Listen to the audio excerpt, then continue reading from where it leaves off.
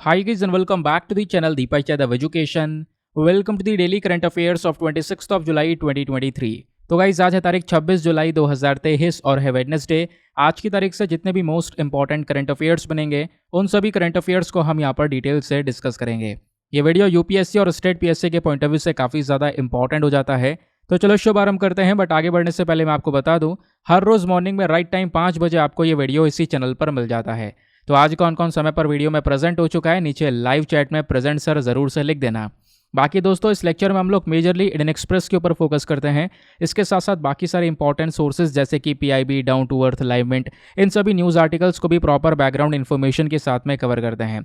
इस लेक्चर का जो एंड है वो बहुत इंपॉर्टेंट है, उसको मिस मत करना, क्योंकि वीडियो के लास्ट में डेली बेसिस पर आपका एक टेस्ट होता है। तो पूरे लेक्चर को फुल कंसंट्रेशन के साथ में सुनना है, जो कि आपकी कंसंट्रेशन पावर को, मेमोरी पावर को भी इन्हेंस करेगा।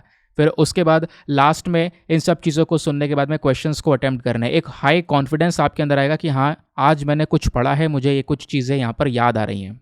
समझ गए? नाउ आगे आते हैं। बाकी इस लेक्चर का पीडीएफ वगैरह चाहिए तो उसके लिए आपको टेलीग्राम पर जाना है। वहाँ पर जाके सर्च बॉक्स में लिखना है दीपक यादव एजुकेशन यूपीएससी। आपको ये टेलीग्राम चैनल मिलेगा, यहाँ से आप डेली बेसिस पे इस लेक्चर के पीडीएफ को डाउनलोड कर पाओगे।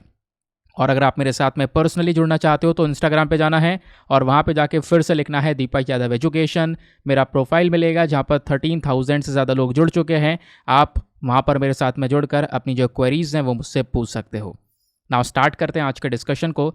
आज स्टार्टिंग में 2-3 आर्टिकल्स काफ़ी लेंदी हैं, इंपॉर्टेंट है, लेकिन मैंने यहाँ पर लेंदी नहीं देखा है, मैंने बस खाली ये देखा इंपॉर्टेंट है, इस वजह से मैंने इंक्लूड किया है। मेरा काम है कि मैं कोई भी ऐसी इंपॉर्टेंट चीज़ छोड़ूँ ना जो एग्जामिनेशन में आ सके। तो सबसे पहले आर्टिकल में बात की जा रही है स्टील स्लैग रोड टेक्नोलॉजी के बारे में। देखो, जो सड़कें बनती हैं, सड़कों बनाने का जो प्रोसेस होता है वो अलग अलग होता है ना। अलग अलग चीज़ें यहाँ पर सड़क बनाने में यूज़ की जाती है। लेकिन एक स्टील स्लैग क्या होता है दोस्तों? आपको पता होगा, जो स्टील बनाई जाती है ना इंडस्ट्री के अंदर में, तो स्टील के प्रोडक्शन के दौरान बहुत सारा कचरा निकलता है, वेस्ट निकलता है, और जो वो वेस्ट होता है उसी को हम लोग स्टील स्लैग बोलते हैं। जो आपको ये पिक्चर में दिख रहा है ना, ये वही वेस्ट है, स्टील स्लैग है। यानी स्टील बन चुका है, उसके बाद जो ये कचरा निकला है, वेस्ट निकला है, ये यहाँ पर गिराया जा रहा है। गिरा देंगे, कुछ समय तक सूखने के लिए छोड़ देंगे, तो उससे यहाँ पर ये छोटे छोटे जो कंकड़ हैं आप देख पाओगे, इस प्रकार का जो फॉर्म है ये ले लेता है, और इसी का हम यूज़ कर सकते हैं रोड को बनाने में। और पता है ये एक बेस्ट रॉ मटेरियल है, इससे जो रोड बनेगी बहुत ही ज़्यादा बेस्ट क्वालिटी की, लंबे समय तक टिकने वाली ऑल वेदर कनेक्टेड रोड यहाँ पर आप कह सकते हो बनकर मिल सकती है हमें। तो कहीं ना कहीं इससे हमें यह समझ में आ रहा है कि जो कचरा है उससे हम कहीं ना कहीं वेल्थ जनरेट कर रहे हैं। तो वेस्ट टू वेल्थ का जो हम लोग टॉपिक लेकर चल रहे हैं ना, उसमें स्टील स्लैग हमारी काफ़ी ज़्यादा हेल्प कर सकता है। तो इसको लेकर अभी बहुत सारे आर्टिकल पब्लिश हुए हैं। पहली बार इंडिया ने स्टील स्लैग रोड टेक्नोलॉजी को यहाँ पे डेवलप कर लिया है अपने हाईवेज़ को कंस्ट्रक्शन करने के लिए, हमारे हाईवेज़ को बनाने के लिए। ये बात जो हमारे यूनियन मिनिस्टर हैं डॉक्टर जितेंद्र सिंह जी, इन्होंने यहाँ पर ये बात मेंशन की है। तो हम लोग समझेंगे बहुत डिटेल से। ये तो मैंने आपको ऊपर ऊपर से न्यूज़ बना दिया। अब ये समझते हैं कि आखिरकार ये चर्चा में क्यों है। तो जो innovative steel slag road technology है, ये कैसे काम करेगी सब कुछ समझाऊंगा, डोंट वरी। तो ये जो टेक्नोलॉजी है किसने डेवलप की है? इस टेक्नोलॉजी को डेवलप करने के पीछे कई सारी बॉडीज़ हैं, जैसे कि CRRI यानी सेंट्रल रोड रिसर्च इंस्टीट्यूट हो गया न्यू दिल्ली का। इन्होंने भी बेसिकली कोलैबोरेशन किया है मिनिस्ट्री ऑफ स्टील के साथ में। कोलैबोरेशन के बाद में ये सारा काम किया जा रहा है। जो हमारा टारगेट है वेस्ट टू वेल्थ मिशन का, यानी कचरे से सीधा पैसा जनरेट करना, उसका कहीं ना कहीं इकॉनमी में कंट्रीब्यूशन करवाना कचरे का। तो ये जो टॉपिक है हमारा, इसकी तरफ हम आगे बढ़ रहे हैं।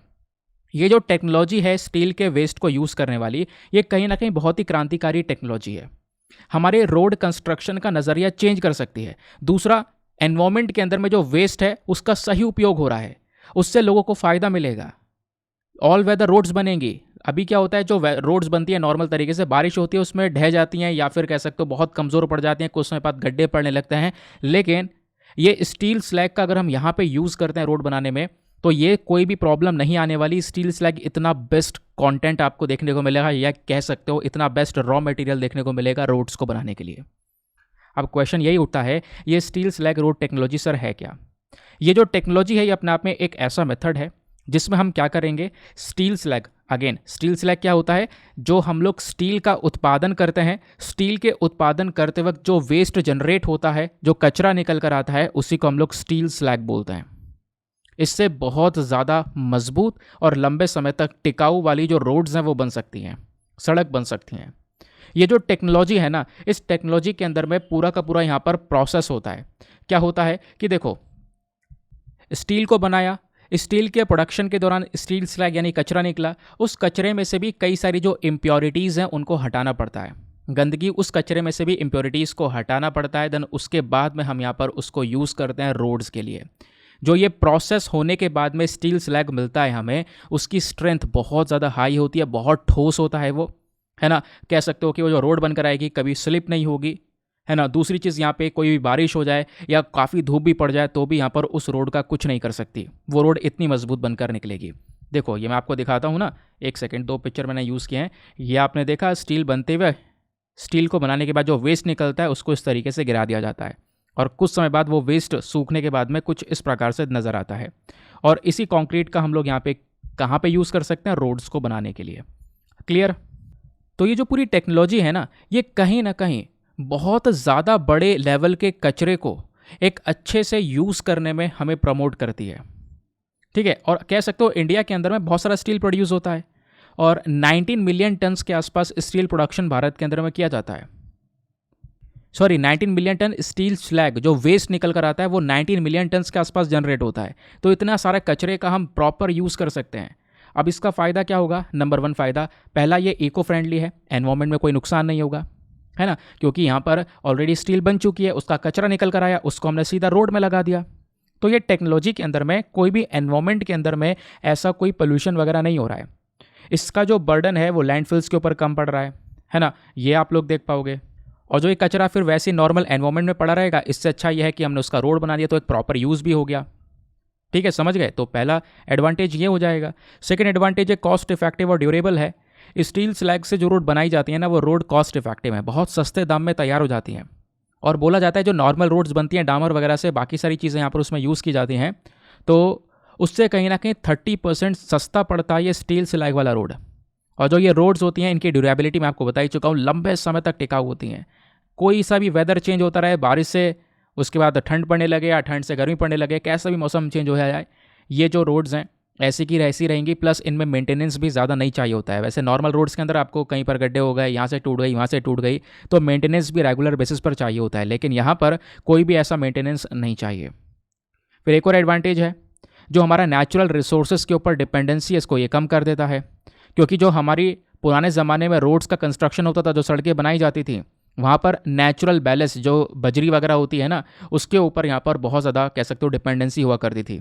जो नेचुरल रिसोर्सेस हुआ करते थे उसके ऊपर निर्भरता बहुत ज़्यादा हुआ करती थी। लेकिन अब क्या है कि ये जो स्टील स्लैग रोड टेक्नोलॉजी है ना, इसने कहीं ना कहीं नेचुरल मटेरियल्स की जो ज़रूरत है उसको कम कर दिया है। सीधा हम इसी वेस्ट को उठाकर अपने सड़क में यूज़ कर सकते हैं। इससे जो हमारा नेचुरल इकोसिस्टम है, नेचुरल एनवायरनमेंट है, उसकी प्रोटेक्शन होगी, हम उसकी सुरक्षा कर रहे होंगे। यहाँ पर अगेन एक और बेनिफिट मिल जाएगा। फिर एक और बेनिफिट उसके बाद है addressing the steel slag waste challenge. अब ये क्या है, जैसे मैं आपको थोड़ी देर पहले बता चुका हूँ, क्योंकि स्टील स्लैग का जो यानी वेस्ट निकलता है ना, ये वेस्ट अपने आप में बहुत ह्यूज अमाउंट में होता है, तो उसको कहीं ना कहीं तो मैनेज करना है। अच्छा तरीका ये है, तो इंडिया कहीं ना कहीं दुनिया में second largest steel producing country है। नोट डाउन कर लो दोस्तों, और नोट डाउन नहीं कर रहे तो PDF को डाउनलोड कर लेना, ये पॉइंट बहुत बहुत इंपॉर्टेंट है। आजकल डायरेक्टली ऐसे सवाल आ रहे हैं कि इस पर्टिकुलर सेक्टर में प्रोड्यूसिंग के नंबर में, तो इंडिया दुनिया का second largest steel producing country है, जहाँ पर सबसे ज़्यादा प्रोडक्शन होता है। और हम लोग लगभग 19 मिलियन टन्स के आसपास ये जो स्टील से निकलने वाला वेस्ट है उसको जनरेट करते हैं। तो ये फिगर कहीं ना कहीं आने वाले समय पर बढ़ेगा। ऑब्वियस सी बात है, पॉपुलेशन बढ़ेगी, डिमांड बढ़ेगी, प्रोडक्शन बढ़ेगा, सब कुछ बढ़ेगा, धीरे धीरे हम ग्रो ही करेंगे। तो 2030 तक हो सकता है ये 19 मिलियन टन के आसपास जो वेस्ट जनरेट हो रहा है ना, वो 60 मिलियन टन के आसपास हो जाए। क्योंकि जब भी हम स्टील बनाते हैं तो जैसी हर एक टन स्टील को बनाने के लिए 200 किलोग्राम के आसपास ये स्टील स्लैग वाला वेस्ट निकलता है। एक टन स्टील बनाओगे उसमें से 200 किलोग्राम 200 kg के आसपास, 2 कुंटल के आसपास जो यहाँ पर ये वेस्ट है वो निकल कर आता है। तो उसको मैनेज करना तो पड़ेगा कहीं पर, तो रोड्स के अंदर मैनेज करना इज़ द बेस्ट ऑप्शन। फिर उसके बाद में अब आती है यहाँ पर बात सक्सेसफुल इम्प्लीमेंटेशन की, कहाँ कहाँ पर इसको लागू किया जा रहा है। तो पहली road steel slag road technology का यूज़ करके बना जा चुकी है, कहाँ पर? तो पहली रोड यहाँ पे कंस्ट्रक्ट की गई है इस टेक्नोलॉजी का इस्तेमाल करके, वो है सूरत में, गुजरात के अंदर। और देखने को मिला कि ये अच्छा, वाकई में एक अच्छी टेक्नोलॉजी देखने को मिल रही है। फिर उसके बाद में दूसरा इंप्लीमेंटेशन जो हमारा बोर्ड एंड रोड ऑर्गेनाइजेशन, आपको पता होगा ना, बॉर्डर रोड्स एंड ऑर्गेनाइजेशन, जो ये पूरा बीआरओ नाम की बॉडी है, इसका मेन काम है बॉर्डर के आसपास रोड्स की कंस्ट्रक्शन करना, सड़कों को बनाना। तो इन्होंने भी यहाँ पर इस टेक्नोलॉजी को एक्सटेंड कर दिया इंडिया चाइना के बॉर्डर के आसपास। यहाँ पर इसी स्टील स्लैग का यूज़ करके रोड्स को बनाया जा रहा है। इवन यहाँ पर जो टाटा स्टील है और CRRI है, ये दोनों मिलकर क्या कर रहे हैं, स्टील स्लैग वाली रोड अरुणाचल प्रदेश के अंदर भी बना रहे हैं, यानी बॉर्डर्स के ऊपर यहाँ पे जो रोड्स है वो बनाई जा रही हैं। तो ये है यहाँ पर स्टील स्लैग की पावर। अरुणाचल प्रदेश आपको यहाँ पर ये देखने को मिलेगा, ठीक है। ये हमारा इंडिया का मैप हुआ, यहाँ पर ये पूरा का पूरा नॉर्थ ईस्टर्न इंडिया हुआ, यह आपको यहाँ पे अरुणाचल प्रदेश देखने को मिल जाता है, ठीक है, जो कि ऊपर चाइना के साथ में अपनी बड़ी सी बाउंड्री को शेयर करता है। आगे आते हैं उसके बाद। अब इससे क्या होगा, इससे धीरे धीरे हम अपने देश भर में ये वाली टेक्नोलॉजी अडॉप्ट करेंगे, और उससे क्या फ़ायदा होगा, उससे सबसे पहला फ़ायदा होगा कि जो हमारा टारगेट है वेस्ट टू वेल्थ मिशन, ये हम लोग अचीव कर पाएंगे। कचरे को सीधा साधा यहाँ पर वेल्थ में कन्वर्ट कर देना, उसको हम लोग अचीव कर पाएंगे। तो वेस्ट टू वेल्थ मिशन, अब इसमें कुछ यार समझाने की ज़रूरत नहीं है। क्या है, जो हमारा कचरा है उसको हम लोग रिसाइकिल कर रहे हैं, उसका प्रॉपर यूज़ कर रहे हैं, उस कचरे को किसी लायक बना रहे हैं, ठीक है। नहीं तो वो पड़ा पड़ा एनवायरमेंट को नुकसान ही पहुँचाएगा, हार्मफुल गैसेस छोड़ेगा। इससे अच्छा उसको रिसाइकिल करके कहीं पर यूज़ कर लेना। तो वेस्ट टू वेल्थ मिशन कहीं ना कहीं जो हमारे 9 नेशनल मिशन हैं उनका एक हिस्सा है। और वेस्ट टू वेल्थ मिशन, ये जो एक इंपॉर्टेंट मिशन की कैटेगरी में रखा गया है ना, ये PM स्टैक की कैटेगरी में रखा गया है, prime minister science technology and innovation advisory council. इसी के नज़र में यहाँ पर वेस्ट टू वेल्थ मिशन को चलाया जा रहा है, ठीक है। तो ये मिशन कहीं ना कहीं हमारे स्वच्छ भारत अभियान को और ज़्यादा सपोर्ट करता है, स्मार्ट सिटीज़ के प्रोजेक्ट्स को सपोर्ट करता है, रिसाइकलिंग के प्रोसेस को सपोर्ट करता है। तो इसके अपने आप में ढेर सारे और भी काफ़ी सारे फ़ायदे देखने को मिल जाते हैं वेस्ट टू वेल्थ मिशन के। क्लियर, मज़ेदार आर्टिकल था, लंबा आर्टिकल था, लेकिन बहुत इंपॉर्टेंट आर्टिकल था। आगे आते हैं नेक्स्ट आर्टिकल पर। अगले आर्टिकल पर बढ़ने से पहले मेक श्योर कर देना वीडियो पे जो लाइक का बटन है उसको प्रेस कर देना। एक टारगेट दोस्तों हम लोग रखते हैं 2000 लाइक्स का, उसको प्लीज़ यहाँ पे पहुँचा देना। अगले आर्टिकल में बात की जा रही है एम्पावरिंग द ट्राइबल सोसाइटी, ठीक है। जो हमारी आदिवासियों की सोसाइटी है बेसिकली, उसको पावर्स देने की बात की जा रही है, उसको और ज़्यादा पावरफुल बनाने की बात की जा रही है। क्योंकि कहीं ना कहीं यहाँ पर जो ट्राइबल कम्युनिटी है उन्होंने बहुत सारी प्रॉब्लम्स फेस की हैं कंट्री के अंदर, इवन आज भी फेस कर रहे हैं। तो उन प्रॉब्लम्स से कैसे उनको बचाया जा सकता है उसके बारे में सारी बात हो रही है। तो कॉन्टेक्स्ट क्या है, न्यूज़ ये निकल कर आती है कि जो हमारे minister of culture, tourism and development of north eastern region है, इन्होंने राज्यसभा के अंदर में अलग अलग स्कीम्स और प्रोग्राम्स का जो टॉपिक है वो उठाया। वो प्रोग्राम, वो स्कीम जो कि सरकार लेकर आई है, और उनका मेन मकसद उस स्कीम से है कि वो ट्राइबल कल्चर हेरिटेज की प्रोटेक्शन कर सके। जो हमारी ट्राइबल कम्युनिटी, आदिवासी कम्युनिटी है ना, उनका जो भी यहाँ पर कह सकते हो संस्कृति है, उसके अलावा यहाँ पर कह सकते हो उनका जो विरासतें हैं, उनका जो ट्रेडिशन है, उसको यहाँ पे हम लोग सुरक्षा दे सकें। समझ गए। तो इसके लिए सरकार ने कई सारे इनिशिएटिव को स्टार्ट करे हैं, जैसे कि फॉर एग्जांपल भी यहाँ पर दिए गए हैं। तो कौन कौन से कदम उठाए गए हैं हमारी ट्राइब्स को एक्स्ट्रा पावर्स देने के लिए। तो सबसे पहला कदम है zonal cultural centres. Zonal cultural centres बनाए गए हैं। हमारी सरकार ने, गवर्नमेंट ऑफ इंडिया ने 7 अलग अलग जोनल कल्चरल सेंटर्स को एस्टेब्लिश किया है। और इन जोनल कल्चरल सेंटर्स का मेन रिस्पॉन्सिबिलिटी, यानी मेन इनकी जिम्मेदारी क्या है, मेन जिम्मेदारी है कि जो भी कल्चरल एक्टिविटीज़ हैं, यानी कि इन ट्राइबल कम्युनिटी की जो अपनी संस्कृति है, ठीक है, उसको यहाँ पर आगे बढ़ाकर चलना, प्रोग्राम्स वगैरह कंडक्ट करना। तो इससे क्या होगा, ट्राइबल जो लैंग्वेजेस हैं, जो भाषाएं हैं उनकी, है ना, उसकी प्रोटेक्शन करना, उनके कल्चर को यहाँ पे प्रोटेक्ट करना, वो एक्टिविटीज़ को आगे प्रमोट करना, ये सारा काम जोनल कल्चरल सेंटर्स का है। तो यहाँ पर ये जो इस प्रकार के काउंसिल है ना, जोनल वाले, ये काउंसिल सेटअप करे गए हैं। इनके हेडक्वार्टर एक पटियाला में है, फिर नागपुर में है, उदयपुर में है, प्रयागराज में, कोलकाता में, दीमापुर में और तंजावुर में। इन सभी जगह पर इनके हेडक्वार्टर्स नज़र आते हैं। तो पहला कदम ये उठाया गया ट्राइबल कम्युनिटी को सपोर्ट करने के लिए। सेकेंड जो स्टेप उठाया गया है वो रीजनल फेस्टिवल्स।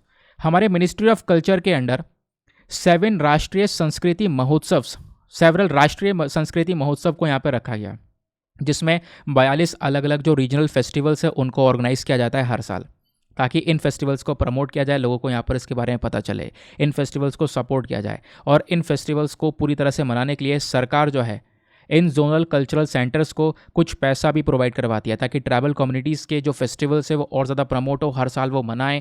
जिससे क्या होगा, लोगों में और जागरूकता फैलेगी, उनका जो कल्चर है, उनका जो ट्रेडिशन है, उसको एक सुरक्षा मिलेगी, वो आगे तक फॉलो होगा। क्योंकि ऐसे कई सारे कल्चर और ट्रेडिशंस हो चुके हैं जो कि ऑलरेडी समाप्त हो चुके हैं, जिसको लोग आगे नहीं बढ़ा पाए।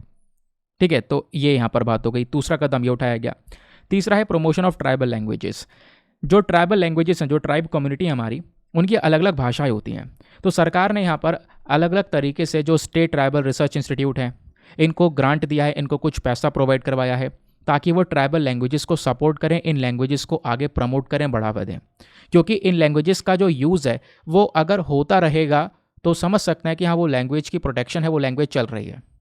अगर यहाँ पे इस लैंग्वेज को यूज़ करने वाले लोग खत्म हो जाएंगे, भाषा को भूल जाएंगे, तो फिर समझो वो खत्म हो गई फिर वो भाषा। तो हम नहीं चाहते यहाँ पर इस प्रकार से कोई भी लैंग्वेज खत्म हो। तो ट्राइबल लैंग्वेजेस की प्रोटेक्शन के लिए, उसके प्रिजर्वेशन के लिए यहाँ पर ये जो है काम किया जा रहा है। तीसरा कदम। अब यहाँ पर नेक्स्ट स्टेप आता है tribal research information education communication events scheme.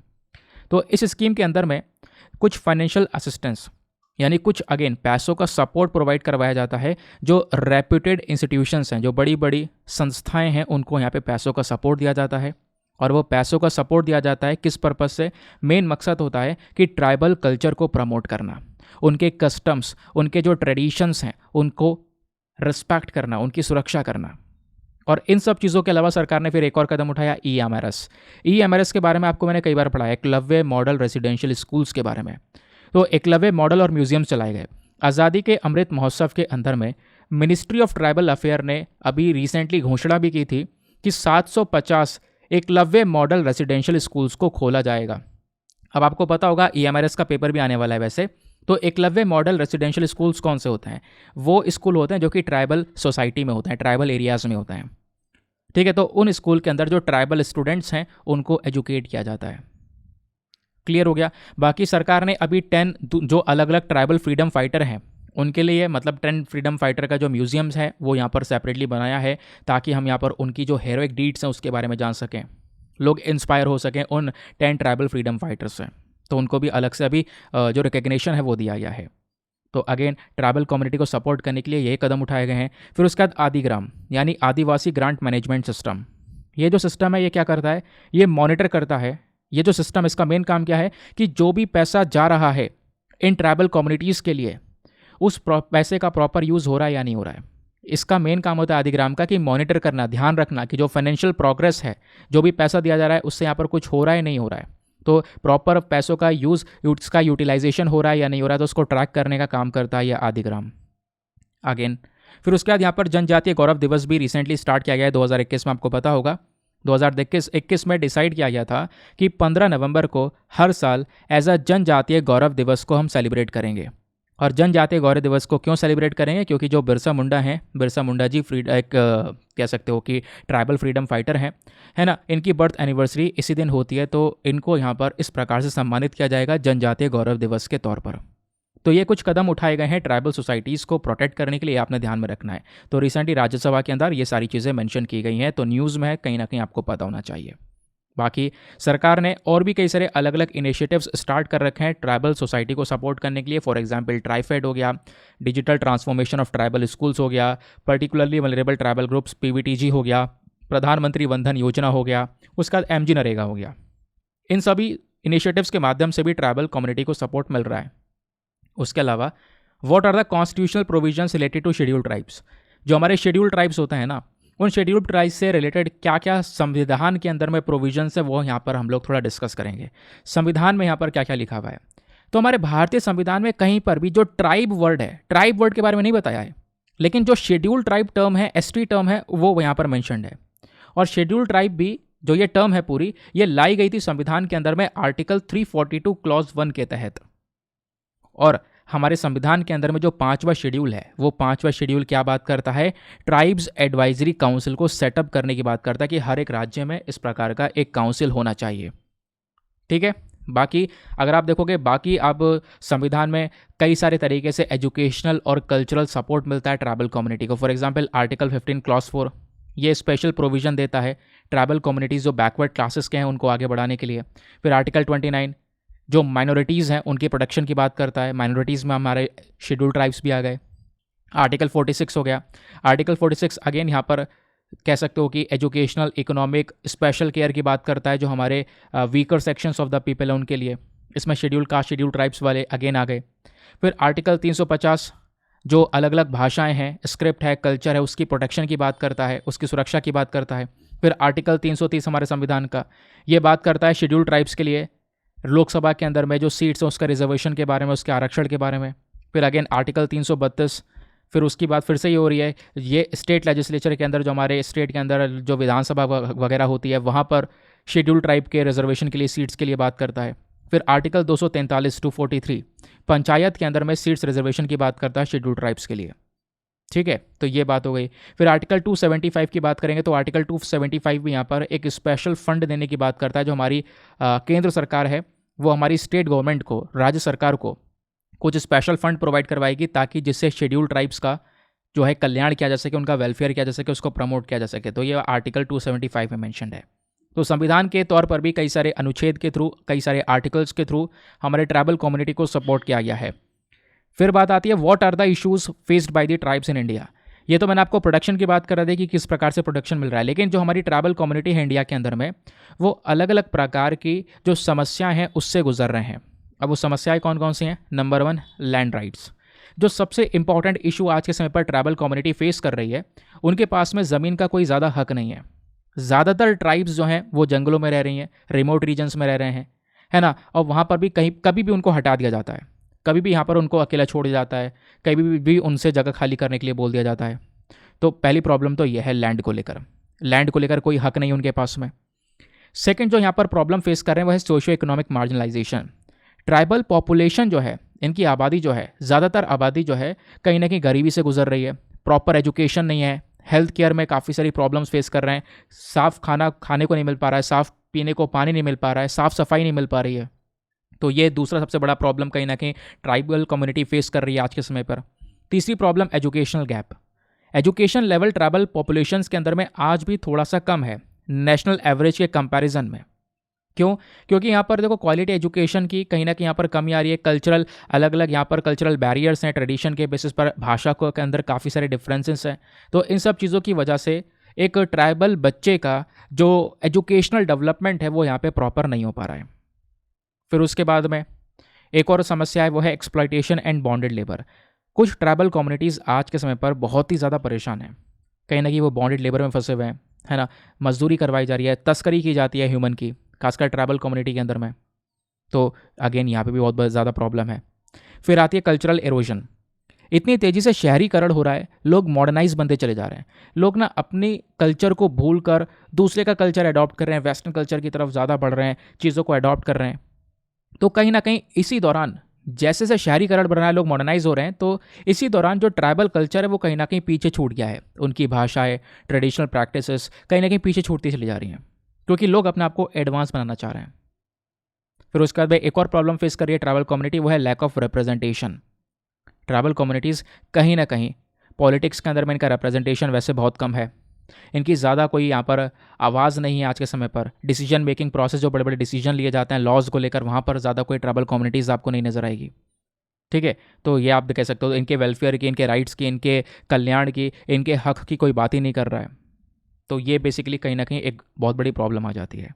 तो इश्यूज़ के बारे में आपसे कहीं पे पूछा जाएगा, चाहे आपसे प्रीलिम्स में पूछा जाए तो मैंने आपको वहाँ से भी कई सारी चीज़ें बता दी हैं, मेंस में अगर पूछा जाएगा तो डायरेक्टली आपके पास में कंटेंट रेडी है। तो दोनों आर्टिकल रेलिवेंट थे, सब कुछ मैंने आपको डिटेल से बताया। नाउ ये तो दो हमारे एडिटोरियल हो गए। अब बात करते हैं आज के शॉर्ट न्यूज़ की। शॉर्ट न्यूज़ की शुरुआत होती है अब। सबसे पहला आर्टिकल है स्टार सी इनिशिएटिव के बारे में। खबर क्या है?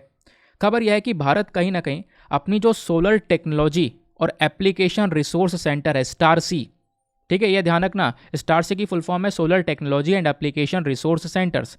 स्टार सी जो इनिशिएटिव है भारत इसको एक्सपैंड करना चाहता है और भी कंट्रीज़ को यहाँ पर इस इनिशिएटिव में इंडिया इंक्लूड करना चाहता है। तो इस वजह से ये न्यूज़ में आया है।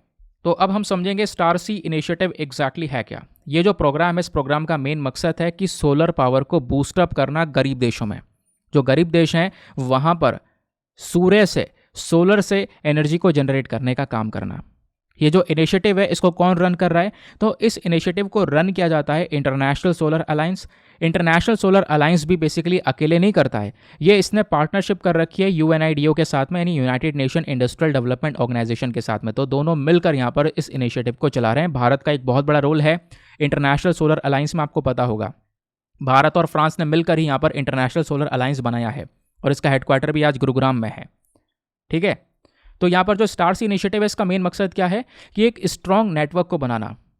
जो आईएसए यानी इंटरनेशनल सोलर अलायंस के मेंबर्स हैं, जो इसमें देश आते हैं आज के समय पर, इनको साथ में लेकर आना, सोलर एनर्जी को और ज़्यादा प्रमोट करना।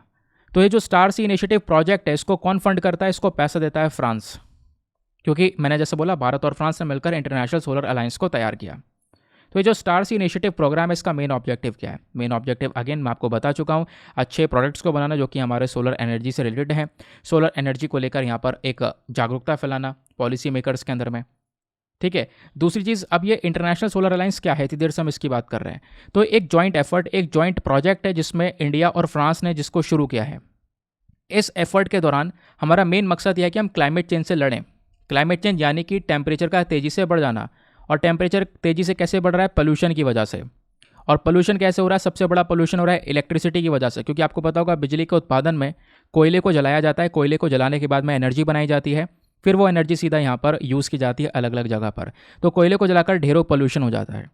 तो यहाँ पे सोलर अलायंस के अंदर में मेन पर्पस हमारा क्या है कि सोलर एनर्जी को ज़्यादा से ज़्यादा प्रमोट करना, सोलर एनर्जी को लेकर नए नए सोल्यूशंस लेकर आना, दुनिया भर के जो सारे देश हैं वो सोलर एनर्जी को अपनाने लगे, है ना। तो इस चीज़ को प्रमोट करने का काम करता है इंटरनेशनल सोलर अलायंस, जैसे इसका नाम भी है। इसका हेडक्वार्टर इंडिया में स्पेशली गुरुग्राम के अंदर, जैसे मैंने आपको बताया। ठीक है, तो अभी ये जो पूरा का पूरा कॉन्सेप्ट है ना, ये 21st कॉन्फ्रेंस ऑफ पार्टी की जो मीटिंग हुई थी उस दौरान यहाँ पर एक कॉन्सेप्ट लाया गया था इंटरनेशनल सोलर अलायंस का। कई सारे अमेंडमेंट हुए अलग अलग अग्रीमेंट में, है ना। तो अभी यहाँ पे आप कह सकते हो कि जितने भी मेंबर हैं यूनाइटेड नेशन के अंदर में, यूनाइटेड नेशन बहुत बड़ा ग्रुप है, तो जितने भी मेंबर्स हैं वो आज के समय पर एलिजिबल हैं कि वो आईएसए को ज्वाइन कर सकते हैं, लेकिन सभी मेंबर्स ने अभी ज्वाइन नहीं किया है। यूनाइटेड नेशन के सभी मेंबर्स आईएसए का हिस्सा नहीं, आईएसए के अभी बहुत कम कंट्रीज हिस्सा हैं। ठीक है, खैर इंडिया और फ्रांस जो है फाउंडर हैं, तो इसके बारे में तो ध्यान में रखना ही है। आप देखोगे यूपीएससी ने 2016 में इंटरनेशनल सोलर अलायंस को लेकर इसी प्रकार से क्वेश्चन पूछ लिया था। क्वेश्चन क्या था कि कंसिडर द फॉलोइंग स्टेटमेंट, दो स्टेटमेंट दी गई हैं, बताना है कौन सा स्टेटमेंट सही है। पहला स्टेटमेंट कि इंटरनेशनल सोलर अलायंस को लॉन्च किया गया था United nation climate change conference के अंदर 2015 में। सेकेंड स्टेटमेंट, जो ये अलायंस है, इस अलायंस के अंदर हमारे यूनाइटेड नेशन के सभी मेंबर कंट्रीज़ हैं। तो क्या ये सही बात है? नहीं। आप देखोगे पहला वाला स्टेटमेंट तो चलो सही है, लेकिन सेकंड वाला स्टेटमेंट गलत है, क्योंकि अभी हम लोगों ने पढ़ा था यूनाइटेड नेशन के सभी मेंबर कंट्रीज़ अभी इसका हिस्सा नहीं, लेकिन वो एलिजिबल हैं। दूसरी चीज़ ये भी मैंने आपको बताया था कि 21st कॉन्फ्रेंस ऑफ, अच्छा आगे का नहीं बताया था, कि 21st कॉन्फ्रेंस ऑफ पार्टीज़ जो है ना, जो कि यहाँ पर हुई थी पेरिस के अंदर 2015 के अंदर में, तो उस दौरान यहाँ पर ये जो इंटरनेशनल सोलर अलायंस है, ये प्रोजेक्ट को लॉन्च किया गया था। तो पहला वाला स्टेटमेंट तो सही है, बाकी दूसरा वाला गलत है। तो यूपीएससी ने ऐसा क्वेश्चन पूछ लिया था, इसका सही उत्तर हो जाएगा क्या? ऑप्शन नंबर ए, 1 ओनली। आगे आते हैं। नेक्स्ट आर्टिकल में व्हाइट सी हॉर्सेस के बारे में बात की जा रही है। ठीक है, समुद्री घोड़ा कह लो। ठीक है, अब ये घोड़े की तरह इसका चेहरा है, इस वजह से यहाँ पर इसको हम लोग सी हॉर्स बोलते हैं। समुद्र में पाया जाने वाला यहाँ पर एक एनिमल है। तो ये काफ़ी ज़्यादा न्यूज़ में है। आज का जो थंबनेल है वो इसी के बेसिस पर है। आप थोड़ा सा कह सकते हो शॉक हो सकते हो जब इसके बारे में पढ़ोगे, इनके ब्रीडिंग के बारे में पढ़ोगे, क्योंकि यहाँ पे जो सी हॉर्स के अंदर जन्म दे रहा है ना, वो मेल देता है जन्म। कैसे, आगे मैं आपको बताऊंगा। तो जो व्हाइट सी हॉर्स है, अभी रिसेंटली ये न्यूज़ में निकल कर आया है। तो ये जो स्पीशी है व्हाइट सी हॉर्स की, इसका जो नाम है ना, वो जॉन वाइट के ऊपर पड़ा है। जॉन वाइट जो कि बेसिकली यहाँ पर सर्जन जनरल थे। अब जो सी हॉर्सेस होते हैं, ये कहीं ना कहीं इनमें आप देखोगे तो एक थोड़ा सा चेंज देखने को मिलेगा। कुछ इस प्रकार से यहाँ पर सी हॉर्स आपको देखने को मिलेंगे। समुद्र के अंदर पाए जाते हैं, बहुत छोटे साइज़ का होता है, ऐसा नहीं है घोड़े के बराबर का होता है, नहीं, बस खाली इसका चेहरा थोड़ा घोड़े जैसा लग रहा है, तो इस वजह से हम लोग सी हॉर्स यहाँ पे इसका नाम दे देते हैं। पानी में रहना, पानी में ही रह पाता है ये। अब सी हॉर्स के अंदर में दो होते हैं, मेल भी है फीमेल भी है। तो जो मेल वाला सी हॉर्स होता है उसको बहुत आराम से आप पहचान सकते हो, फीमेल को भी पहचान सकते हो। क्या कहोगे कैसे? तो ये डिफरेंस है। मेल वाले सी हॉर्स का जो पेट है आगे से देख पाओगे थोड़ा सा निकला हुआ होता है, फीमेल वाले का यहाँ पर थोड़ा फ्लैट होता है। ठीक है, तो ये यहाँ पर दोनों के बीच में एक डिफरेंस नज़र आएगा। हंस भी सकते हो थोड़ा सा, लेकिन यही बेसिकली हमारा नेचर है। ठीक है, तो ये है मेल का पेट, थोड़ा सा दिख रहा होगा, इसको आप पहचान सकते हो आराम से। पेट क्या है, ये पाउच है बेसिकली। ठीक है, तो हम लोग मेल सी हॉर्सेस की पहचान कर सकते हैं क्योंकि इनके पास में एक पाउच प्रेजेंट होता है। उनके पेट के नीचे, एब्डोमेन के नीचे, जस्ट यहाँ पर एब्डोमेन के नीचे एक पाउच बना हुआ है, लेकिन फीमेल में ये पाउच नहीं होता है। समझ गए? आगे आते हैं। अब जो ये सी हॉर्सेस होते हैं ना, ज़्यादातर ऑस्ट्रेलिया के पास में पाए जाते हैं। इनको जो मैरीन वाटर है, समुद्र का पानी है, उसमें 25 मीटर तक गहराई तक रहना काफ़ी ज़्यादा पसंद है। इनका ब्रीडिंग बिहेवियर यानी कि इनकी संख्या कैसे बढ़ती है, कैसे यहाँ पर की पॉपुलेशन बढ़ती है, उसके बारे में बताया गया है। यानी सी हॉर्सेस के बीच में जो रिप्रोडक्शन होता है वो थोड़ा सा यूनिक है। यहाँ पर क्या होता है कि जो मेल सी हॉर्स होता है, मेल वाला, जो पुरुष वाला सी हॉर्स है, उसके पास में पाउच है एक, है ना। उसी पाउच के अंदर जो फीमेल वाली सी हॉर्स है वो यहाँ पर अपने अंडे देती है। ये आप देखोगे प्रोसेस। जो यहाँ पे येलो वाला है ये मेल है, ठीक है, क्योंकि यहाँ पर इसमें पाउच है, लेकिन फीमेल में कोई पाउच नहीं है। तो जो मेल वाला सी हॉर्स है और फीमेल सी हॉर्स है, इनके बीच में क्या होता है, रिप्रोडक्शन के दौरान जो फीमेल वाली सी हॉर्स है ना, ये अपने अंडों को, एग्स को क्या करती है, फीमेल के पाउच में डाल देती है, सॉरी मेल के पाउच में डालती है। मेल के पास में पाउच है, उस पाउच में यहाँ पर उस एग को डाल देती है। ठीक है, अब स्पर्म, सी वाटर, ये सारी चीज़ें पाउच के अंदर में एंटर हो जाती हैं। एंटर होने के बाद में ये जो पाउच है वो क्लोज हो जाता है। फिर उसमें फर्टिलाइजेशन होता है, यानी उस एग का फर्टिलाइजेशन होता है, यानी एक नया सी हॉर्स जन्म लेता है। ठीक है, फिर उसके बाद में जो ये मेल वाला सी हॉर्स है ना, ये इन सभी एम्ब्रियोज को कैरी करता है अपने पाउच के अंदर में, और फिर उसके बाद में कुछ समय बाद कह सकते हो जो यंग जो सी हॉर्सेस होते हैं वो मेल के इस पाउच से निकलते हैं पैदा होकर। ठीक है, तो ये यहाँ पर इसका थोड़ा सा अलग सा प्रोसेस है। होता क्या है कि एक मेल के पास में पाउच है, जो फीमेल वाला सी हॉर्स है उसके पाउच में अंडा दे देती है, और उसी अंडे के अंदर में, मतलब उसमें, उसके पाउच में स्पर्म्स और सी वाटर, ये सारी चीज़ें एंटर होती हैं। फिर यहाँ पर एग जो है वो फर्टिलाइज हो जाता है। फर्टिलाइज होने के बाद में नए सी हॉर्सेस जन्म लेते हैं, जो कि इसके पाउच से बाद में निकलते हैं। समझ गए? तो यह है यहाँ पर इनका ब्रीडिंग का पूरा प्रोसेस। आगे आते हैं। अब इनको काफ़ी बड़ा खतरा भी है। खतरा क्या है, लगातार जैसे जैसे नेचुरल हैबिटेट खत्म हो रहा है, पोल्यूशन कर रहे हैं, इसकी वजह से यहाँ पर इनकी संख्याएँ भी पिछले कुछ समय पर लगातार कम हुई हैं। बाकी ये ध्यान रखना, ये इंपॉर्टेंट है, जो वाइट सी हॉर्स होते हैं इनका कंजर्वेशन स्टेटस क्या है, इनको किस तरीके से प्रोटेक्शन दी जा रही है। तो जो हमारा IUCN है, IUCN के अंदर में इसको एंडेंजर्ड कैटेगरी में रखा गया है, यानी अगेन काफ़ी ज़्यादा खतरे में है ये, तो उसको प्रोटेक्शन देना ज़रूरी है। आगे आते हैं नेक्स्ट आर्टिकल पे। अगले आर्टिकल में सिम्बिडियम लेंसीफोलियम के बारे में बात की जा रही है। ये जो आपको पौधा दिख रहा है ना, सुंदर सा फ्लावर है इसमें, काफ़ी सारे सुंदर सुंदर, इसी को हम लोग सिम्बिडियम लेंसीफोलियम के नाम से जानते हैं। तो हाल ही में क्या हुआ है, इस फ्लावर की, इस पौधे की जो स्पीशी है, ये नई स्पीशी डिस्कवर की गई है western Himalayan region of Uttarakhand में, खासकर चोपटा वैली में। इस वजह से यहाँ पर ये स्पीशी न्यूज़ में है, और ऐसे स्पीशी को लेकर कई बार क्वेश्चंस बन जाते हैं। तो सिम्बिडियम लेंसीफोलियम एक नई स्पीशी है, किसकी, ऑर्चिड की, एक अच्छे से सुंदर से पौधे की। इसको हम लोग लैंस लीव्ड सिम्बिडियम के नाम से भी जानते हैं। ये एक बहुत ही ज़्यादा पॉपुलर पौधा है दुनिया भर के अंदर में। कहाँ कहाँ पे पाया जाता है, इसकी प्रजाति ऑलरेडी देखो, नेचुरली इंडिया में तो पाई जाती है पहाड़ी इलाकों में, उसके अलावा Assam, Sikkim, Nepal, Bhutan, China, Taiwan, Japan, इन सब जगह पे पाई जाती है। मतलब हिमालयाज़ में, इंडिया के हिमालयाज़ में, इंडिया मतलब असम, सिक्किम में ही पाई जाती है। उसके अलावा दूसरे देशों की बात करेंगे तो नेपाल, भूटान, चाइना, ताइवान, इन जैसे देशों में भी पाई जाती है। बाकी इन पौधों को जो ग्रो होना पसंद है, मेनली जो ये ग्रो होते हैं पौधे, ये 300 से लेकर 2300 मीटर की ऊंचाई पर ग्रो होते हैं। नेचुरल कंडीशन की बात करेंगे तो इनके जो पत्ते होते हैं वो काफ़ी चौड़े होते हैं, और काफ़ी सुंदर सा फ्लावर निकल कर आता है, जैसा आप यहाँ पर देख पा रहे होंगे। ठीक है, ये जो प्लांट है जनरली काफ़ी तेज़ी से ग्रो होता है कूल वाले रीजन में। ठीक है, जो ठंडा रीजन होता है उन कंडीशंस में ज़्यादा बेहतर तरीके से ग्रो हो सकता है। इनकी वैल्यू काफ़ी ज़्यादा है, इनको कमर्शियली बेचा भी जाता है, पॉट के अंदर में डालकर सजाकर यहाँ पर इसको बेचा जाता है। बहुत ज़्यादा कॉस्टली बिकते हैं। क्यों? क्योंकि ये लंबे समय तक टिक सकते हैं। इनके अंदर वो कैरेक्टरिस्टिक्स है कि लंबे समय तक ये पौधा टिक सके। इसमें से खुशबू, बहुत जानदार खुशबू निकल कर आती है। तो एक बहुत फेवरेट चॉइस है किसी के भी लिए, अगर उसको एक खुशबूदार प्लांट चाहिए, लंबा टिकने वाला प्लांट चाहिए। अब इसको आप घर में भी रख सकते हो, बाहर भी रख सकते हो, डेकोरेशन के पर्पज़ से भी यूज़ कर सकते हो। तो ये रिसेंटली न्यूज़ में मिला हुआ है, क्योंकि इसकी डिस्कवरी हुई, इस वजह से ये चर्चा में है।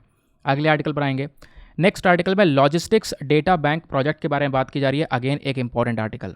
हाल ही में department for promotion of industry and internal trade यानी DPIIT, तो इन्होंने यहाँ पर इस प्रकार का जो प्रोजेक्ट की मीटिंग है उसको सपोर्ट किया है। उस प्रोजेक्ट की मीटिंग को रखा था, और उस प्रोजेक्ट की मीटिंग के दौरान यहाँ पर मेन फोकस किया गया है कि जो पोर्ट अथॉरिटीज़ हैं यानी बंदरगाह को देखने वाली जो मेन बॉडीज़ हैं वो सही से यहाँ पर काम कर रही हैं या नहीं कर रही हैं, उनके जो तरीके हैं पोर्ट के परफॉर्मेंस को इम्प्रूव करने के वो सही हैं या नहीं सही हैं। तो इसको लेकर यहाँ पर एक मीटिंग की गई थी, लॉजिस्टिक्स डेटा बैंक प्रोजेक्ट। तो ये जो प्रोजेक्ट है इसको वैसे 2016 में लॉन्च कर लिया गया था जवाहरलाल नेहरू पोर्ट मुंबई के अंदर में। इसका मेन ऑब्जेक्टिव क्या है?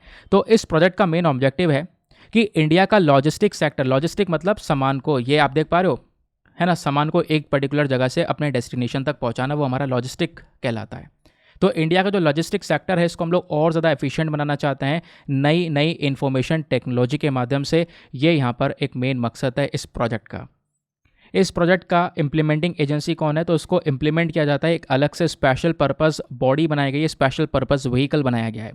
वो जो बॉडी है वो ओन की जाती है Delhi Mumbai industrial corridor development corporation logistics data services limited के थ्रू।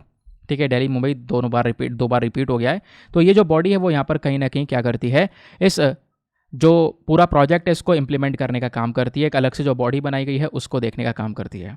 तो इस बैंक प्रोजेक्ट का मेन मकसद क्या है कि हमारा जो लॉजिस्टिक सेक्टर है, सामान को यहाँ पे हम लोग भरते हैं, इन कंटेनर्स के अंदर में फिर सामान पहुँचाते हैं। तो कंटेनर कहाँ पर है इनको ट्रैक करना, ये सारा काम करना। तो इसके अंदर मेन फीचर यही है कि हम लोग कंटेनर के ऊपर RFID टैग लगाएंगे, रेडियो फ्रीक्वेंसी आइडेंटिफिकेशन टैग। इससे क्या होगा, कंटेनर कहाँ पर है कहाँ पर नहीं इसको ट्रैक किया जा सकेगा, है ना, बराबर चेक किया जा सकेगा कंटेनर अपने टाइम पर पहुँच गया नहीं पहुँच गया। तो इस प्रोजेक्ट के अंदर सब कुछ कंटेनर का प्रॉपर सारा का सारा मूवमेंट जो है वो कवर किया जा रहा है कि कहाँ से निकला, कितनी देर में पहुँचा, कहाँ पर पहुँचा, फ्री हो गया या नहीं हो गया कंटेनर। तो बेसिकली इससे यहाँ पे हमारा लॉजिस्टिक्स और ज़्यादा डेवलप होगा, कहीं पर भी थोड़ा भी समय फालतू नहीं ज़ाया होने वाला। तो लॉजिस्टिक्स डेटा बैंक प्रोजेक्ट क्या है ये आपने यहाँ पर समझा। और ये जो पूरा का पूरा प्रोग्राम किया जा रहा है, ये इसकी मिनिस्ट्री कौन सी है? तो वह है ministry of commerce and industry. Ministry of commerce and industry के अंडर में यहाँ पर ये पूरा का पूरा लॉजिस्टिक्स डेटा बैंक प्रोजेक्ट काम कर रहा है। ठीक है, आगे आते हैं अगले आर्टिकल पर। नेक्स्ट आर्टिकल में इंद्रावती टाइगर रिजर्व के बारे में बात की जा रही है। मैंने कुछ दिन पहले आपसे द हिंदू के वीडियो में भी इसको मैप में देखने के लिए बोला था, नहीं देखा है तो कोई बात नहीं, अब पढ़ लेते हैं। तो छत्तीसगढ़ फॉरेस्ट डिपार्टमेंट ने 39 लोगों को अरेस्ट किया है क्योंकि कहीं ना कहीं वो पोचिंग कर रहे थे जानवरों की इस टाइगर रिजर्व में। इस वजह से इंद्रावती टाइगर रिजर्व न्यूज़ में बना हुआ है। तो इंद्रावती टाइगर रिजर्व की लोकेशन कहाँ पर है? छत्तीसगढ़ के अंदर जो बीजापुर डिस्ट्रिक्ट है वहाँ पर यह स्थित है। अब पहले दोस्तों हम छत्तीसगढ़ को मैप में देख लेते हैं। ये इंडिया का मैप है, ये आपको यहाँ पर छत्तीसगढ़ देखने को मिलेगा। छत्तीसगढ़ की कैपिटल रायपुर। अब छत्तीसगढ़ के आसपास कौन कौन से राज्य हैं जो कि इसके साथ में अपनी बाउंड्रीज को शेयर करते हैं? नंबर 1 मध्य प्रदेश, नंबर 2 उसके बाद Uttar Pradesh, number 3 Jharkhand, number 4 Odisha, number 5 Andhra Pradesh, number 6 Telangana, उसके बाद नंबर 7 जो है वो है महाराष्ट्र। तो 7 स्टेट्स आपको देखने को मिलेंगे जो कि कहीं ना कहीं छत्तीसगढ़ के साथ में अपनी बाउंड्रीज़ को शेयर करते हैं। भले ही थोड़ी सी शेयर कर रहे हो लेकिन यहाँ पर बाउंड्रीज़ को शेयर कर रहे हैं। समझ गए? अब आगे आते हैं। तो ये जो इंद्रावती टाइगर रिजर्व है वो छत्तीसगढ़ के बीजापुर डिस्ट्रिक्ट में है। इसका नाम इंद्रावती कैसे पड़ा? तो इसी टाइगर रिजर्व से एक नदी बहती है इंद्रावती रिवर नाम की, तो उसी नाम के ऊपर यहाँ पर इस टाइगर रिजर्व का नाम रखा गया है। समझ गए? अब इस इंद्रावती टाइगर रिजर्व को पहले तो नेशनल पार्क का स्टेटस मिला 1981 में, फिर उसके 2 साल बाद 1983 में इसको टाइगर रिजर्व का स्टेटस भी दे दिया गया। अब आगे आता है। फिर उसके बाद यहाँ पे बात की जा रही है किस चीज़ के बारे में, ये तो हमने डिस्कस कर लिया। यहाँ पे अलग अलग प्रकार के जानवरों की प्रजातियाँ, अलग अलग प्रकार के जो पेड़ पौधों की प्रजातियाँ वो पाई जाती हैं। अगेन वो भी इंपॉर्टेंट नहीं है। दूसरी इंपॉर्टेंट चीज़ जो है वो है इंद्रावती नदी, क्योंकि यहाँ से नदी गुजरती है तो इस नदी के बारे में आपसे पूछा जा सकता है। जो इंद्रावती नदी है ना, ये गोदावरी की एक सहायक नदी है। गोदावरी नदी जो कि हमारी काफ़ी लंबी नदी आपको देखने को मिलेगी, ये पूरी गोदावरी नदी है। तो इसी की सहायक नदी है। सहायक नदी मतलब जो कि आकर जुड़ रही हो, ट्रिब्यूटरी हो। तो इंद्रावती यहाँ से गुजर रही है, आप देख पाओगे यहाँ से निकल कर आ रही है और जाकर गोदावरी में मिल जाती है। समझ गए? तो इंद्रावती नदी हमारी गोदावरी नदी की एक ट्रिब्यूटरी है सेंट्रल इंडिया के अंदर में। क्लियर? इंद्रावती नदी कहाँ से निकलती है? ओडिशा के कालाहंदी डिस्ट्रिक्ट से निकलती है। ठीक है, यहाँ पर आप देख पाओगे ऊपर ओडिशा हो गया, तो ओडिशा के कालाहांदी डिस्ट्रिक्ट से निकल कर आकर ये इधर गोदावरी में मिल जाती है। इंद्रावती नदी की जो लेंथ है वो 535 किलोमीटर है। ठीक है, और इसका यहाँ पे अगर आप लोग पूरा रास्ता देखोगे तो ओडिशा से निकलने के बाद में ये गोदावरी में जाकर जुड़ जाती है, जैसे मैंने आपको बताया। लेकिन गोदावरी में जुड़ने से पहले एक बाउंड्री बना देती है महाराष्ट्र और छत्तीसगढ़ के बीच में। ठीक है, कई सारी जगह पर। बाकी जो चित्रकूट फॉल है वो भी यहाँ पर इंद्रावती नदी के ऊपर ही बनता है। इंद्रावती नदी जो है ये कभी कभी बस्तर डिस्ट्रिक्ट की लाइफलाइन भी बोली जाती है। तो इंपॉर्टेंट है, ध्यान रखना छत्तीसगढ़ वालों अपने PCS के लिए। ठीक है, पीएससी के लिए। तो बेसिकली यहाँ पर उनके जो भी स्टेट एग्जाम्स हैं वहाँ से पूछा जा सकता है छत्तीसगढ़ को लेकर। तो छत्तीसगढ़ का जो बस्तर डिस्ट्रिक्ट है वहाँ की लाइफलाइन जो रिवर है वो कौन सी है, वो है इंद्रावती नदी। क्योंकि कहीं ना कहीं जो छत्तीसगढ़ है ये ये जो बस्तर डिस्ट्रिक्ट है ये कहीं ना कहीं इंडिया में जो टॉप के जो ग्रीनेस्ट डिस्ट्रिक्ट है, जहाँ पे सबसे ज़्यादा हरियाली है, उसी वाली कैटेगरी में आता है बस्तर डिस्ट्रिक्ट भी। और वो कैसे हो पाया है, इंद्रावती नदी की वजह से। आगे आते हैं उसके बाद। बाकी इंद्रावती नदी की भी कई सारी ट्रिब्यूटरीज़ हैं। इंद्रावती नदी की कौन कौन सी ट्रिब्यूटरीज़ हैं, यानी कि इंद्रावती जाके गोदावरी में मिल जाती है, ठीक है। इंद्रावती खुद गोदावरी की ट्रिब्यूटरी है, सहायक नदी है, लेकिन इंद्रावती की भी यहाँ पर अंदर आके कई सारी नदियाँ मिल जाती हैं। तो इंद्रावती जो नदी बह रही है इसमें राइट साइड से कौन कौन सी नदी आकर मिलती हैं, तो वो है भास्कर रिवर, नारंगी रिवर, निब्रा रिवर और उसके बाद कोटरी रिवर, फिर उसके बाद बंदिया रिवर। और लेफ्ट साइड से कौन कौन सी ट्रिब्यूटरी आके मिलती हैं, तो वो यहाँ पर मतलब नंदीराज रिवर, ठीक है। ये इकलौती लेफ्ट बैंक ट्रिब्यूटरी है जो इंद्रावती नदी में मिलती है। आगे आता है नेक्स्ट आर्टिकल में। येलो सी को लेकर कुछ इंपॉर्टेंट की फैक्ट्स के बारे में यहाँ पर इंफॉर्मेशन शेयर की गई है। तो रिसेंटली यहाँ पर ये येलो सी न्यूज़ में था। रीज़न क्या था, क्योंकि नॉर्थ कोरिया ने हाल ही में कुछ क्रूज़ मिसाइल्स हैं उनको फायर किया येलो सी में, इस वजह से येलो सी न्यूज़ में है। तो येलो सी का लोकेशन इंपॉर्टेंट है दोस्तों। मैंने आपसे एग्जामिनेशन के पर्सपेक्टिव से पहले द हिंदू के वीडियो में भी बोला था इसको अच्छे से मैप में देख लेना। तो अभी हम येलो सी को देखने के लिए चलेंगे चाइना का जो खासकर पूरा का पूरा ईस्टर्न सेक्शन है ये देखने को मिलेगा। चाइना से रशिया एक बाउंड्री लगाता है, उसके जस्ट नीचे नॉर्थ कोरिया है, साउथ कोरिया है। तो नॉर्थ कोरिया ने इसे बीच में जो येलो सी है ना, यहीं पर क्या करा, मिसाइल दाग दी, इस वजह से न्यूज़ में है। तो येलो सी बोहई सी के साथ में जुड़ता है, ये आपने ध्यान रखना है। बोहई सी जो कि चाइना से लगा हुआ है, येलो सी जो कि जस्ट नीचे है, दोनों आपस में यहाँ पर जुड़ जाते हैं। नीचे आपको यहाँ पर ये पूरा ईस्ट चाइना सी देखने को मिल जाता है, समझ गए। तो येलो सी कहाँ पर सिचुएटेड है, चाइना के वेस्टर्न रीजन में देखने को मिल जाएगा, ठीक है। उसके अलावा चाइना जो है येलो सी के वेस्टर्न साइड में आपको देखने को मिल जाएगा। ये येलो सी है, चाइना वेस्टर्न साइड में है, नॉर्थ में ऊपर नॉर्थ कोरिया हो गया, इधर यहाँ पर बराबर में साउथ कोरिया भी है, नीचे आपको यहाँ पर ईस्ट चाइना सी देखने को मिल जाता है। जापान भी जस्ट पास में है, ठीक है। तो येलो सी के पीछे जापान है और जापान के ऊपर सी ऑफ जापान भी देखने को मिलेगा। सी ऑफ जापान के ऊपर रशिया है, तो रशिया और जापान के बीच में सी ऑफ जापान है। और येलो सी किस किस के बीच में है, आपसे क्वेश्चन बन सकता है, बोहाई सी और ईस्ट चाइना सी के बीच में यहाँ पर येलो सी आता है। इसके साइज़ की बात करेंगे तो येलो सी 870 किलोमीटर्स लंबा है, 556 किलोमीटर्स एकदम से चौड़ा यहाँ पर यह समुद्र है। गहराई की बात करेंगे 44 मीटर्स के आसपास का यहाँ पर इसका एवरेज डेप्थ है, मैक्सिमम डेप्थ लगभग 152 मीटर्स के आसपास है। कई सारी नदियाँ येलो सी में आकर मिल जाती हैं, जैसे यहाँ पर यांगसे नदी होगी, येलो रिवर हो गई, ये सारी नदियाँ आकर येलो सी में गिर जाती हैं। येलो सी में, इसी सी में कई सारे छोटे छोटे आइलैंड्स हैं, इसी समुद्र में बहुत छोटे छोटे आइलैंड्स जो कि आपको दिखाई भी नहीं देंगे मैप में, वो जूम करके देखना पड़ेगा। तो छोटे छोटे आइलैंड्स में जैसे एग्जांपल यहाँ पर दिए गए हैं, एक सेकंड रुक जाओ, ये मैं मैप ले लूँ एक। तो आइलैंड्स में यहाँ पर बात की जेजू आइलैंड, ये भी बीच में साउथ कोरिया का आइलैंड है ये। फिर शांतोंग पेनिनसुला आइलैंड, ये चाइना का है। फिर है गंगवा आइलैंड, ये बेसिकली साउथ कोरिया का है। ये आइलैंड यहाँ पर येलो सी में आते हैं। फिर बात होती है क्लाइमेट की, तो यहाँ का जो मेनली क्लाइमेट है वो ज़्यादा ठंडा रहता है, ड्राई विंटर्स होते हैं और थोड़े से वेट वार्म समर्स भी आपको देखने को मिलेंगे। नेक्स्ट आर्टिकल में वाटर स्पाउट्स के बारे में बात की जा रही है।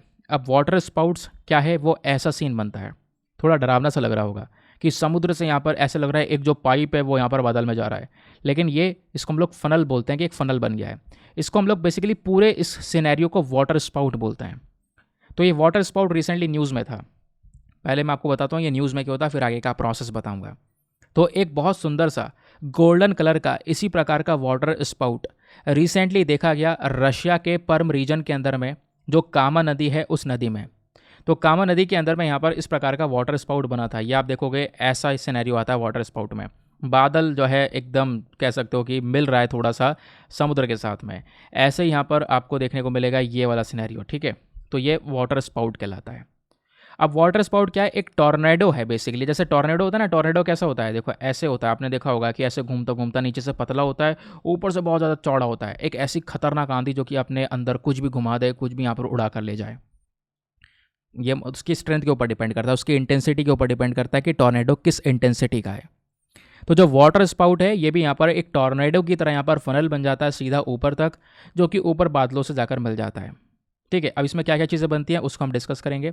सबसे पहले आप दोस्तों यहाँ पर एक चीज़ देखना, ठीक है। इससे पहले क्या होगा, यहाँ पे पहले कदम पे जो वाटर का टेम्परेचर है वेस्टर्न रीजन में वो जैसी 80 से ऊपर होगा।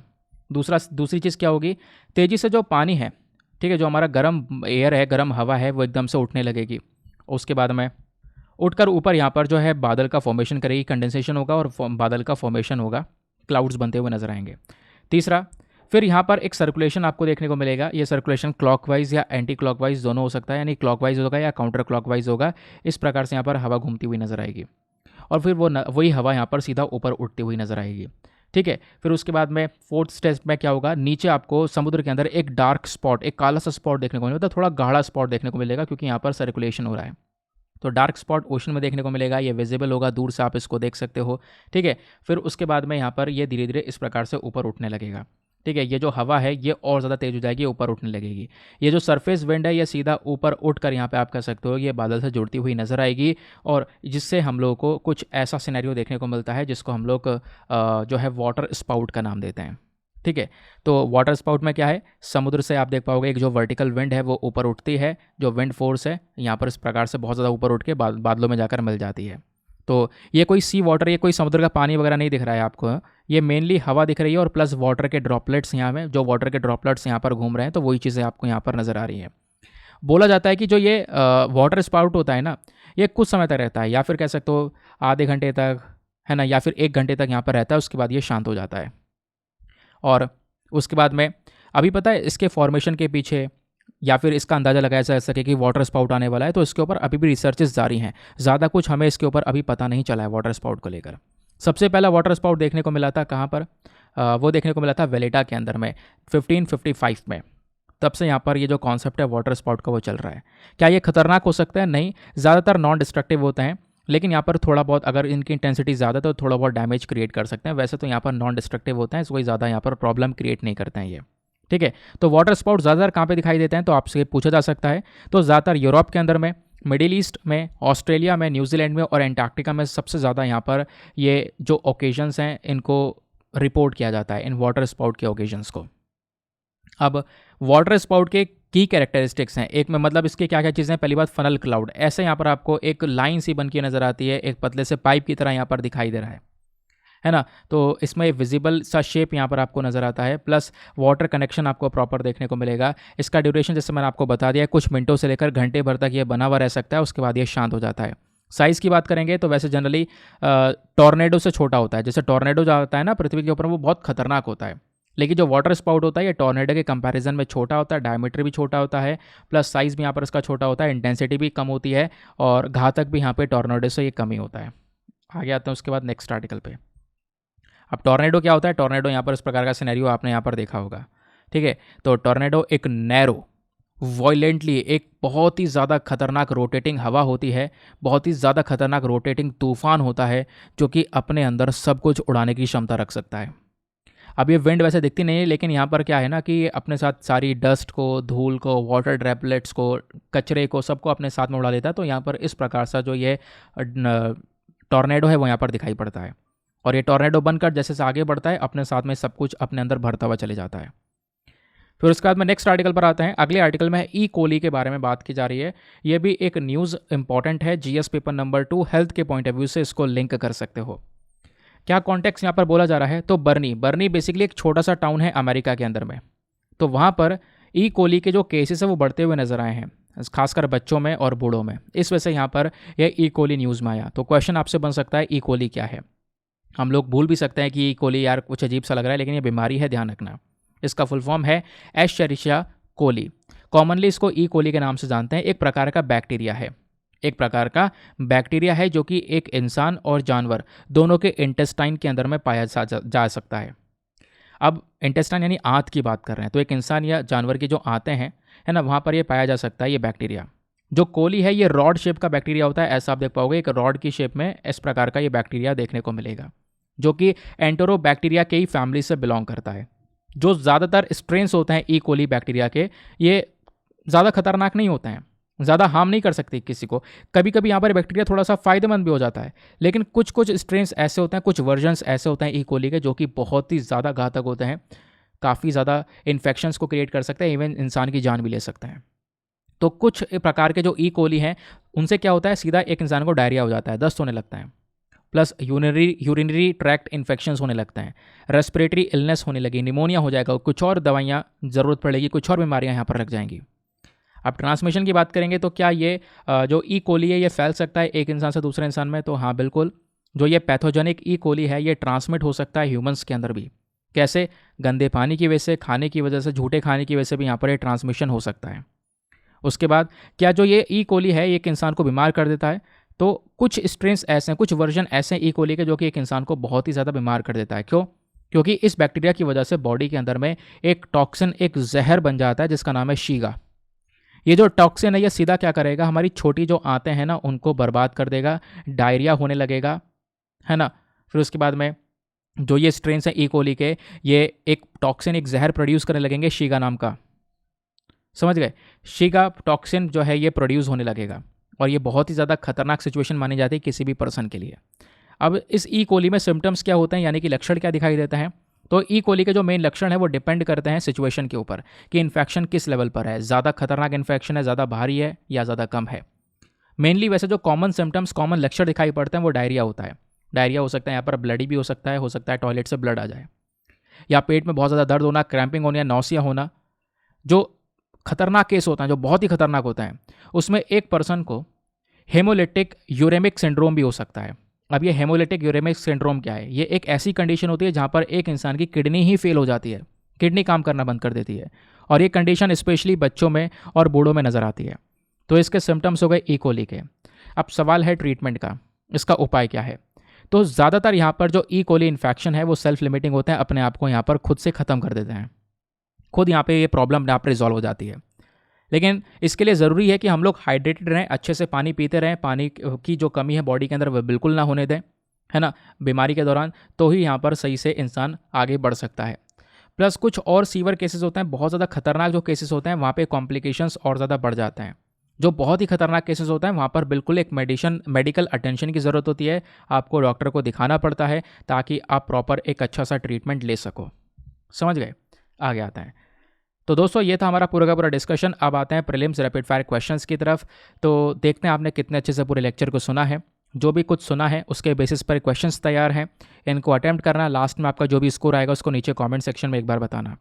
सबसे पहला क्वेश्चन बात करता है, which of the following best describes the cymbidium lancifolium which was recently seen in the news.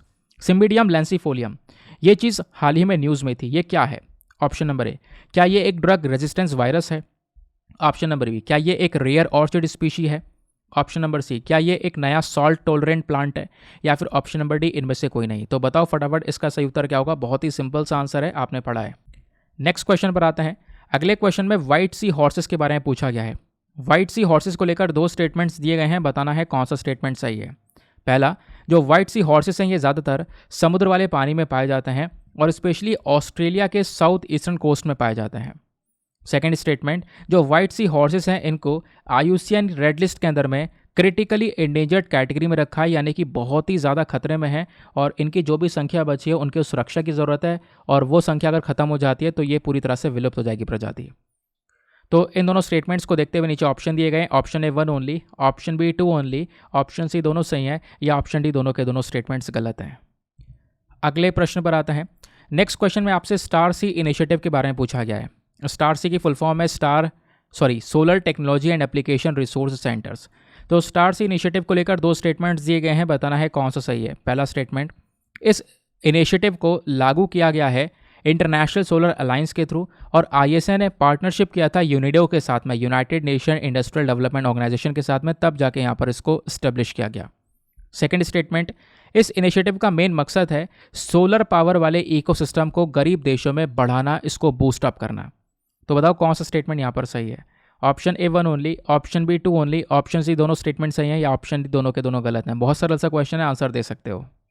Next question, again एक और बहुत ही easy question. Indravati tiger reserve अभी थोड़ी देर पहले हमने पढ़ा था, ये कौन से राज्य में स्थित है। Option number A Odisha, option number B Chhattisgarh, option number C Madhya Pradesh, या फिर option number D West Bengal. तो दोस्तों ये थे हमारे सारे के सारे इंपॉर्टेंट से क्वेश्चंस। आई होप आपको मज़ा आ चुका होगा, बहुत कुछ आपने जाना होगा। नाउ अब बारी है इनके आंसर जानने की। एक एक करके लास्ट वाले क्वेश्चन से मैं आपको सारे के सारे आंसर्स बताता हुआ चलूँगा। आप लोग चेक कर लेना कि कितने क्वेश्चन आपने सही किए और कितने गलत किए हैं, ठीक है। तो इस वाले क्वेश्चन में पूछा गया था इंद्रवती टाइगर रिजर्व कौन से राज्य में स्थित है। इसका सही उत्तर है option number B Chhattisgarh. Chhattisgarh में आपको ये टाइगर रिजर्व देखने को मिलेगा। सेकंड क्वेश्चन पूछा गया था स्टार सी इनिशिएटिव को लेकर दो स्टेटमेंट है, बताओ कौन सा सही है। तो दोनों के दोनों स्टेटमेंट सही है कि बिल्कुल इस इनिशिएटिव को लागू किया गया है आईएसए और येनोडा के थ्रू पार्टनरशिप के बेसिस पर। सेकंड स्टेटमेंट भी सही है क्योंकि इस टेक्नोलॉजी का या फिर इस इनिशिएटिव का मेन मकसद है सोलर पावर के इकोसिस्टम को बूस्ट अप करना, गरीब देशों में स्पेशली सोलर पावर को प्रमोट करना। फिर उसके बाद अगला क्वेश्चन आपसे पूछा गया था व्हाइट सी हॉर्सेस को लेकर कि बताओ कौन सा स्टेटमेंट सही है। तो पहला वाला तो सही है क्योंकि मैंने आपको स्पेशली बताया था कि जो ये व्हाइट सी हॉर्सेस हैं ये हमारे समुद्र के अंदर में खासकर ऑस्ट्रेलिया का जो साउथ ईस्टर्न कोस्ट है वहाँ पे पाए जाते हैं।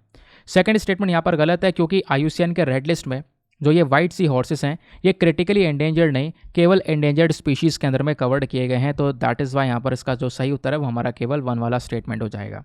ठीक है, 1 only is the correct answer. फिर नेक्स्ट क्वेश्चन में आपसे पूछा गया है कि सिम्बिडियम लैंसीफोलियम को लेकर बताओ यहाँ पर जो ये रिसेंटली न्यूज़ में था ये क्या है। तो ऑप्शन नंबर 20 का सही उत्तर है क्योंकि एक प्रकार की रेयर ऑर्चिड स्पीशी है, एक प्रकार का सुंदर से पौधे की प्रजाति है। दैट इज़ वाई यहाँ पर option number 20 is the correct answer. तो ये थे हमारे सारे के सारे आंसर। तो कितने क्वेश्चन आपने सही किए हैं? देखो अभी क्वेश्चन कम लगाएं क्योंकि आज डेटा ज़्यादा था वीडियो के अंदर में, इस वजह से अभी मैं कोशिश करूँगा और भी क्वेश्चंस ऐड करने की ताकि आपकी और ज़्यादा प्रैक्टिस हो सके ना। फिलहाल के लिए इस लेक्चर को करते हैं हम लोग समाप्त और मिलते हैं आप लोगों से अगले वीडियो में। आज के लिए bye bye, have a nice day, thank you and जय हिंद।